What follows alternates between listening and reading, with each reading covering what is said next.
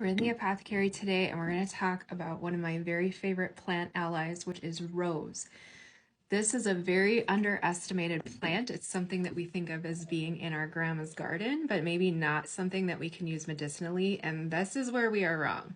Not only that, but rose is just very enjoyable to have in your life as a scent, as a plant that you're eating, making tea out of. Let's get into all the different things we can do. First of all, I have some dried rose petals here. These are ones from my garden. Actually, if you look back, I have some videos of these roses from last summer, and I dried these. These are going into a lot of tea formulations and elixirs, especially for moods.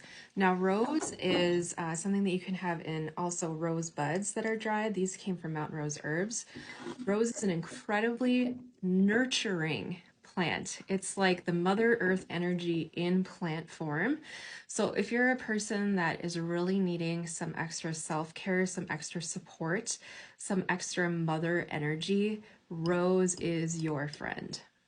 Now, when you distill essential oils, you actually get two products. You get the rose essential oil, and you can get the rose hydrosol or flower water. Now, rose is extremely expensive to make. It takes like tons and tons of rose petals to make even just a few drops of essential oil. So the essential oil is going to be quite costly and cost prohibitive for many of us. Those of us that are doing natural perfumery or working on skincare may choose to use a drop or two of this in a formulation. The last time I worked it out, rose essential oil is over $5 a drop. Rose is also made into absolutes, which are a different kind of extraction that can be used in perfumery and also in some body care preparations. It's a little bit less expensive, has a lot of the same scent, but very underestimated is the rose hydrosol. Now, this is something that is affordable for pretty much everybody. It smells like heaven. You could put this in a spray bottle and spritz your face before you do your skincare routine.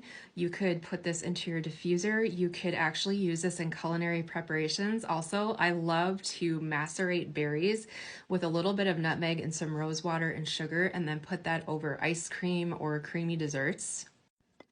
Rose petals blend really well with, say, lavender and chamomile in a tea that you can make in the evening that's very relaxing and at the same time very nourishing.